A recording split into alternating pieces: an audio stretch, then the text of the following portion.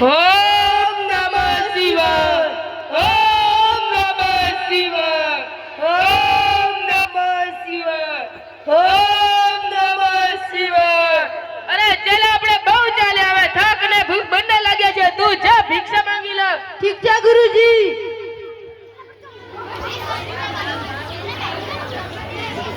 ભિક્ષા નહીં, ભિક્ષા નહીં, ભિક્ષા નહીં, ભિક્ષા નહીં, ભિક્ષા નહીં, ભિક્ષા નહીં, ભિક્ષા નહીં.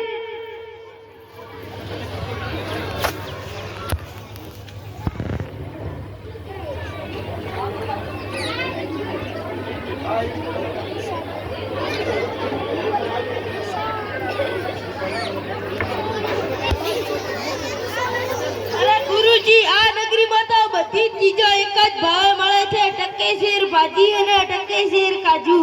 અરે તો આપણે આ નગરીમાં રહેવું યોગ્ય નથી. પણ ગુરુજી, મને તો અહીં રહેવાની મજા આવે છે, હું તો અહીં જ રહીશ. જો તારે અહીં રહેવું તો રહે. હું આ નગરીમાં એક ઘડી રહેવા માંગતો નથી, પણ યાદ રાખજે, ભીડ પડે ત્યારે મને યાદ કરજે. ઓમ નમઃ શિવાય, ઓમ નમઃ શિવાય, ઓમ નમઃ શિવાય.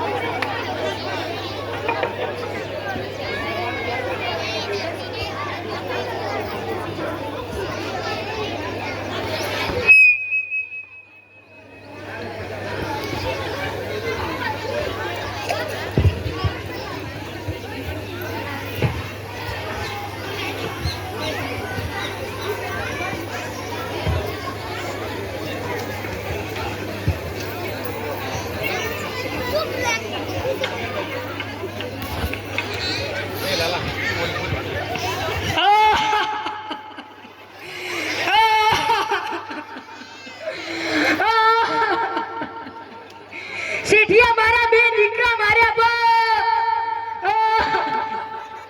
નકો દાદો એનો હાથ ભોબો.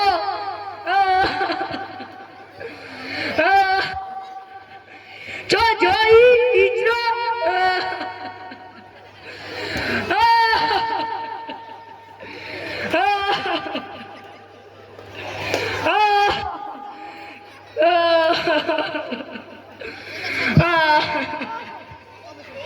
મને પ્રણામ મહારાજ. મારી ફરિયાદ છે કે મારા દીકરા શેઠને ત્યાં ચોરી કરવા ગયા હતા, તેમના પર દીવાલ પડી, તે બંને દટાઈને મરી ગયા.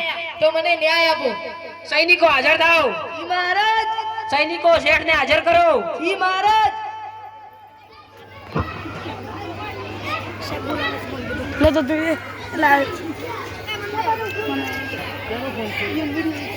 અમન સાહેબ.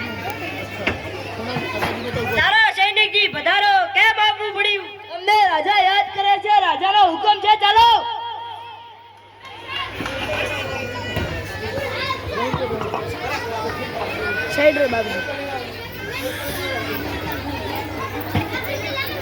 મહારાજ આ રહ્યો શેઠિયો. ના મહારાજ, શેઠ તમારી દીવાલ નીચે દટાઈને આ ડોશીના દીકરા મરી ગયા છે, તેમની સજા તમને થશે. પણ મહારાજજી, દિવાલ તો કડિયાએ ચણી, એમાં મારો કશું વાંક નથી. સૈનિકો કડિયાને બોલાવો. જી મહારાજ.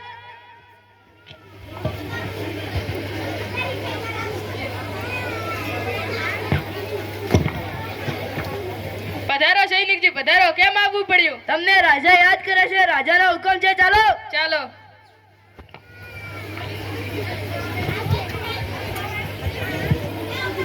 મહારાજ આ રહ્યો કડિયો. પ્રણામ રાજાજી. આ શેઠની દીવા તમે બનાવેલી? જી મહારાજ. આ દીવા નીચે દટાઈને આ ડોશીના દીકરા મરી ગયા છે, તેમની સજા તમને થશે. પણ મહારાજ દિવાલ તો મેં જાણી, પણ માલ બનાવનારે માલ કમજોર બનાવ્યો, તેનો દોષ કહેવાય, તેને સજા થવી જોઈએ. સૈનિકો માલ બનાવનારને બોલાવો. જી મહારાજ.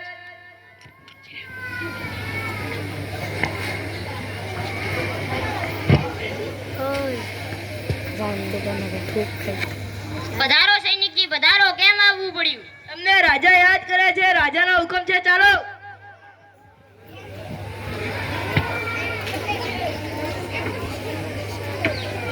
મહારાજ આ રહ્યો માલ બનાવનાર. પ્રણામ મહારાજ. આ શેઠની દીવાલ બનાવવામાં માલ તમે બનાવેલ? જી મહારાજ. તમે માલ ખરાબ બનાવ્યો અને આ દીવાલ નીચે દટાઈને આ ડોશીના દીકરા મરી ગયા છે, તેમની સજા તમને થશે. પણ મહારાજ એમાં મારો કોઈ દોષ નથી. પેલા પખાલીએ પાણી વધારે રેડ્યું, એમાં માલ કમજોર બન્યો, એમાં મારો જરાય વાંક નથી. સૈનિકો પખાલીને બોલાવો. જી મહારાજ.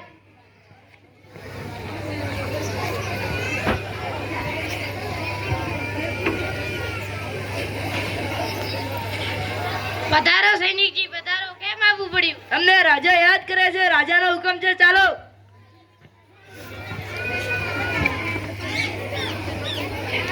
મહારાજ આ રહ્યો પખાલી.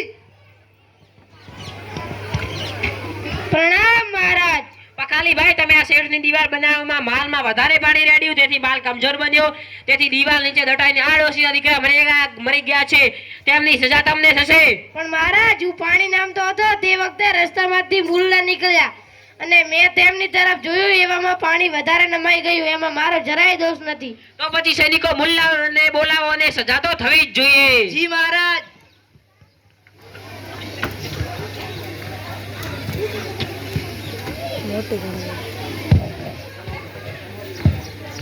પધારો સૈનિકજી પધારો. કેમ આવવું પડ્યું? તમને રાજા યાદ કરે છે, રાજાનો હુકમ છે, ચાલો.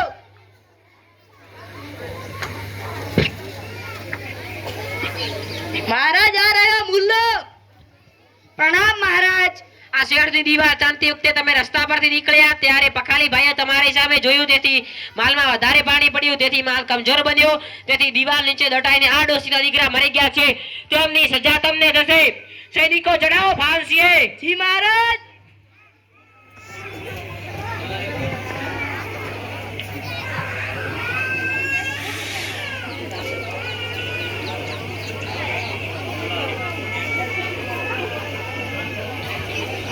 મહારાજ મુલ્લા અંગે પાતળા છે, પણ ગાળિયો મોટો છે, તે માટે મુલ્લા ચડી શકતા નથી ફાંસીએ.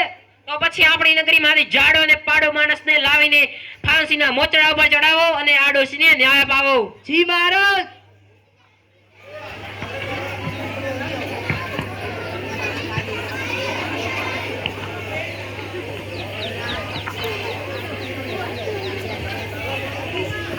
પધારો સૈનિકજી પધારો. કેમ આવવું પડ્યું? તમને રાજા યાદ કરે છે, રાજાનો હુકમ છે, ચાલો.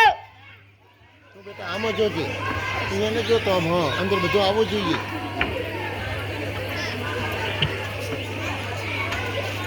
મહારાજ આ રહ્યો ચેલો. પ્રણામ રાજાજી. અરે ભાઈ, તને આ ડોશીને ન્યાય માટે ફાંસીના મોચડા ઉપર ચડાવવામાં આવશે. તારી અંતિમ ઈચ્છા હોય તો બોલ. રાજાજી મારી ઈચ્છા મારા ગુરુને મળવાની છે. સૈનિકો આને આના ગુરુને મળવા માટે લઈ જાઓ. જી મહારાજ.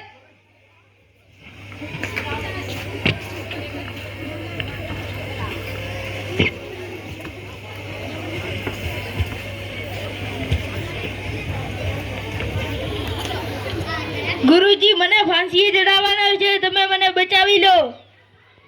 મેં તને ના નથી પાડી કે ત્યાં રહેવું યોગ્ય નથી? તું પણ- માન્યો નહીં ને ત્યાં રહ્યો.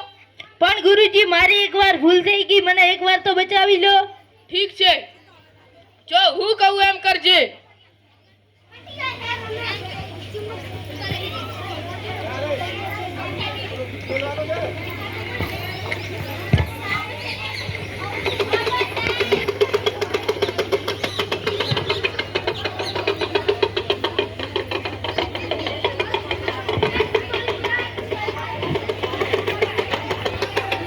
મહારાજ આ રહ્યો ગુરુ ને ચેલો. નામ રાજાજી.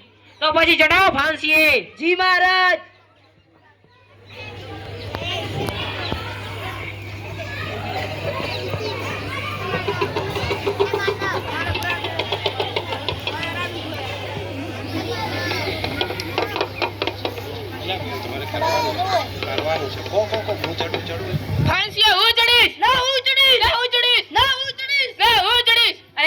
બંને ફાંસીએ ચડવા માટે કેમ ઝઘડો છો? અરે રાજાજી, આ સમાજે ફાંસીએ ચડે તેને ઇન્દ્રનું ઇન્દ્રાસન મળવાનું છે, માટે અમે ઝઘડિયા છીએ. તો પછી તમે બંને ખસી જાઓ ને મને ફાંસીએ ચડવા દો.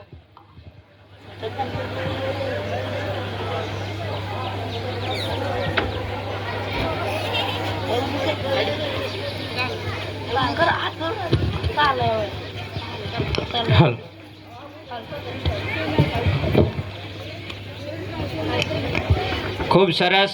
આપણે એમને પણ તાળીઓથી વધાવી લઈશું કે એક સરસ મજાનું રમૂજી નાટક રજૂ કર્યું. જ્યાં ન્યાય જ આંધળો હોય ત્યાં આવું બધું થતું હોય. સચોટ ન્યાય હોય તો બધું સારું ચાલે, પણ ન્યાય ન થતો હોય તો ત્યાં અન્યાય વધારે થાય અને આ રીતે જે નિર્દોષ હોય એ ફાંસીએ ચડતા હોય છે. હવે આપણે એક સરસ મજાનું ગીત લઈને ધોરણ 5ની બાળાઓ આવે છે. આમ તો અત્યારે ભારતની અંદર ગુજરાત રાજ્યનો ડંકો વાગે છે. ગુજરાતના મોટા મોટા નેતાઓ પણ અત્યારે ભારતની અંદર રાજ કરે છે અને ઘણા બધા બીજા રાજ્યોના લોકોને ગુજરાત રાજ્ય રોજગારી પૂરી પાડે છે. આવું ગુજરાતનો મહિમા દર્શાવતું એક ગીત છે ગુજરાતીનો ક્રેઝ. જય જય ગરવી